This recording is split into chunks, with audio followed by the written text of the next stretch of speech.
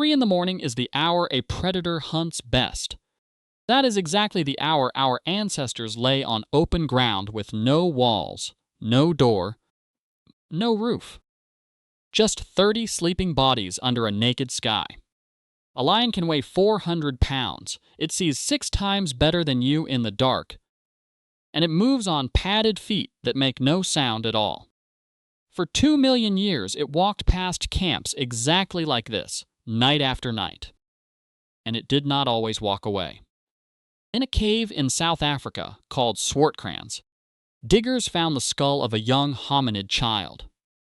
2 round punctures sit in the back of that skull. For decades, no one could explain them, until someone measured the lower jaw of a leopard and matched its 2 canine teeth to the 2 holes exactly. That child was carried off by the head. In Tong, a second skull tells the same story. The eye sockets carry fine curved scratches, the unmistakable signature of an eagle's talons. A bird lifted a 3-year-old straight off the ground. So this is not a story about how we were always safe. We were hunted, and we have the bones to prove it. The real mystery is stranger than survival. It is math. A leopard capable of moving through 30 sleeping humans without a sound almost never does it. It takes one. Then it disappears. Why does an apex predator, holding every advantage, choose to walk away from the easiest meal on the plains?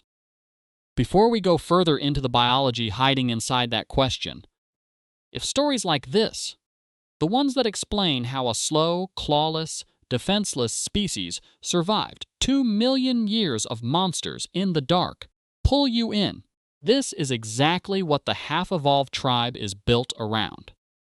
Hit subscribe, tap the bell, and join us. Every video here goes deeper into the hidden survival code written into your own body. Stay curious, stay evolved. Now, back to the dark, start with the basic problem. You cannot run while you are asleep. You cannot see, and for most of the night, you cannot hear well either. Deep sleep drops your muscles into near paralysis. For 8 hours, you are simply meat that breathes. Every other animal solves this with a hole to hide in. A badger seals itself underground. A bird locks its feet around a branch so it cannot fall, even unconscious. A chimpanzee builds a brand new nest every single evening, 30 feet up, out of reach of anything that walks. Our ancestors used to do the same thing. They slept in trees. Then, at some point, they came down to the ground and never went back. Look at the foot of a chimpanzee, and the big toe still sticks out sideways, like a thumb, built to grip a branch through the night. Look at your own foot. The big toe points forward with the others. It grips nothing. Somewhere in our history, we let go of the branch, and the ground is exactly where the predators live. Here is the first real piece of the puzzle.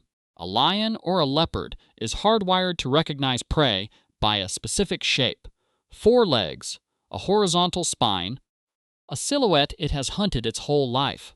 A gazelle, a zebra, a wildebeest. A human curled inside a sleeping bag, wrapped in cloth, motionless beside dying embers, does not match that template at all. To a predator's threat recognition system, you don't read as food. You read as an unknown object. Possibly a rock. Possibly something dangerous it has never met before. Most large predators are far more risk-averse than we give them credit for. A single bad encounter, a broken tooth, an infected scratch, a fight it didn't need to have, can be a death sentence in the wild. Because an injured predator quickly becomes a starving one. So when a lion's brain cannot instantly classify what it's looking at, its instinct is not attack. Its instinct is avoid. That hesitation, multiplied across 2 million years and billions of nights, is one of the strangest reasons our ancestors kept waking up at all. The obvious answer everyone reaches for is fire. Flames in the center of camp, and a predator turns away. Every large carnivore on Earth has an instinctive caution around open flame. Fire worked, and fire still works. But look at what it costs. Wood burns down in about 4 hours, so someone has to feed it through the night. And a fire is visible from miles away. It doesn't hide a camp. It announces one. Now look at the timeline.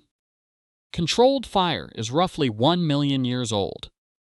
Our ancestors were already sleeping, exposed on open ground for hundreds of thousands of years before that, with no flame at all.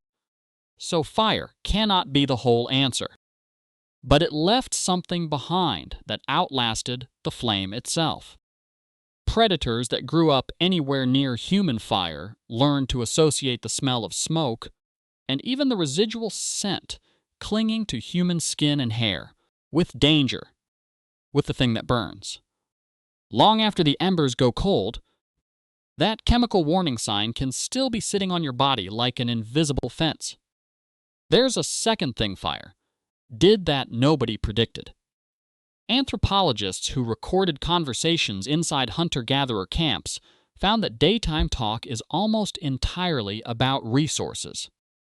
Who took too much, who didn't share, arguments over meat. But the moment the fire is lit and the sun goes down, the subject changes completely. The vast majority of nighttime conversation around a fire turns to stories about people who are far away, about the dead, about anything but the argument from that afternoon. Fire didn't just push predators back. It built a room out of the darkness, and inside that room, our ancestors started telling each other stories. Hold on to that thought. It comes back at the end. In 2015, researchers traveled to Tanzania to study the Hadza, a community that still hunts and gathers and sleeps outdoors in camps of roughly 30 people, much like our ancestors did. They fitted every adult with a wrist sensor that records movement through the night. 33 people, 20 days, well over 200 hours of recorded sleep. Then they asked one simple question of the data. Across an entire camp, how much time did every single person spend asleep at once? Basic math says a camp should have long stretches where everyone is down at the same time. The real answer was 18 minutes. Out of more than 200 hours, there were only 18 minutes when the entire camp was unconscious simultaneously. Nobody assigned a night watch. There isn't even a word for the concept in the Hadza language. And yet a watch was never truly empty. The explanation is something running quietly inside every one of us. The chronotype, your personal, internal clock for when you naturally want to sleep and wake, and it shifts across the human lifespan on a predictable schedule. A teenager's clock drifts late and doesn't want to switch off until well after midnight. An older adult's clock drifts early and snaps awake before dawn. A nursing mother wakes every couple of hours by biological necessity. A young child is up before the sun clears the horizon. Put those different ages in one camp, and their clocks interlock like gears. The teenager covers the first stretch of night. The mother covers the middle. The oldest member covers the final hours before light. Nobody designed the schedule. The schedule is simply the ages of the people sleeping there. There's a second layer to this hidden inside old written records. A historian combing through pre-industrial letters and court documents kept running into the same strange phrase. Over and over, people wrote about their first sleep, and then, separately, their second sleep. It meant something very specific. They went down at dark for roughly 4 hours, woke naturally somewhere around midnight, stayed up for an hour or two, doing quiet things, praying, talking, checking on the animals, and then went back down until dawn. One physician from the period even recorded that the hour between the two sleeps was considered the best time of night for quiet conversation between partners. Sap. That waking hour wasn't a disorder. It was completely normal, and it built a natural gap of alertness straight into the middle of the night, right, when a predator was most likely to be circling. Once gaslight and then electric light arrived, this two-part sleep pattern vanished from the written record within about 2 generations, and almost immediately, references to insomnia as a medical condition start appearing in the same books. Waking at 1 in the morning did not become a problem on its own. It became a problem the moment we stopped expecting it to happen. Look at how a camp like this physically arranges itself. The fire sits at the center. Bodies form a ring around it, every sleeper facing outward into the darkness. A ring has no exposed back to attack. One human lying alone is simple prey. 30 humans arranged in a circle stop reading as prey entirely and start reading as a wall. And even where the darkness clearly favors the predator, that advantage has a limit. A lion's eyes contain a mirrored layer behind the retina that bounces light back through a second time. It's the reason their eyes flash in a torch beam, and it roughly doubles what they can see in the dark. Humans don't have that layer. In raw darkness, the predator holds every card. But that mirrored eye gives a lion light, not judgment. What it actually sees is one large, breathing, unfamiliar mass, not 30 individual targets. A predator will take an exposed straggler at the edge of a camp without hesitation. It will not walk into the center of a solid, unbroken ring of bodies. The circle isn't a comfort habit. It's armor, built entirely out of geometry. Put every piece together, and you get 4 separate defenses layered on top of each other. The residual warning scent of fire, the ring that erases any exposed back, the chain of chronotypes that keeps a pair of eyes open through literally every hour of the night, and a sleep pattern compressed and split specifically to reduce the hours anyone spends fully unconscious. Every piece is just a body doing what a body does. A predator arrives at 3 in the morning, finds cold embers, a solid ring of shapes, and 1 pair of eyes already watching, and it turns around to look for something easier. That happens for 2 million years, and nothing occurs. Nothing occurring is the entire story. Here's the part that should genuinely unsettle you. The danger is gone, but the system inside your body never got the memo. Sleep in a hotel room for the first time and you sleep badly. You already know this. Neuroscientists scanned people on their first night in an unfamiliar room and found the 2 halves of the brain literally disagree with each other. One hemisphere drops into full deep sleep. The other stays shallow and alert, actively reacting to sounds the sleeping half ignores completely. The exact same trick a dolphin uses to keep half its brain awake for breathing. By the second night in the same room, the effect disappears entirely. Your brain runs a live safety check on every new space, and for one night, it decides a hotel room fails the test. Think about your grandfather waking at 5 in the morning, alone in a dark, silent house. We call it the insomnia of old age, as if the body is simply wearing out on schedule. But it arrives at exactly the hour that once needed covering. The final watch before dawn was always the job of the oldest person in camp. He isn't failing to sleep.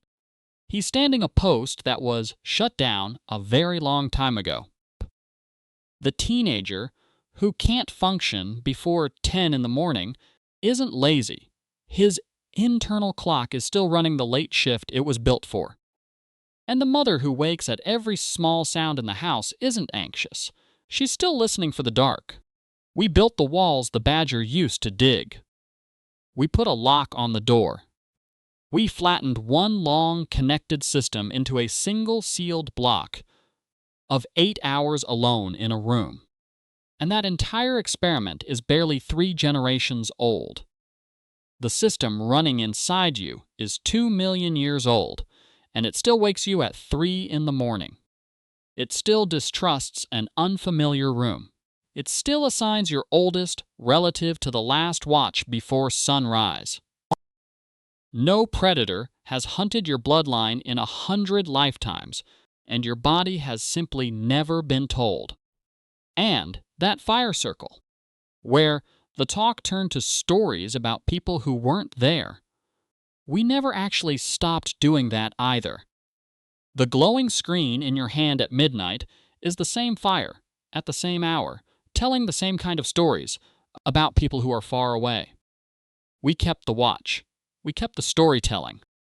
We only ever lost the lion, so tonight you'll lock a door the badger would completely understand.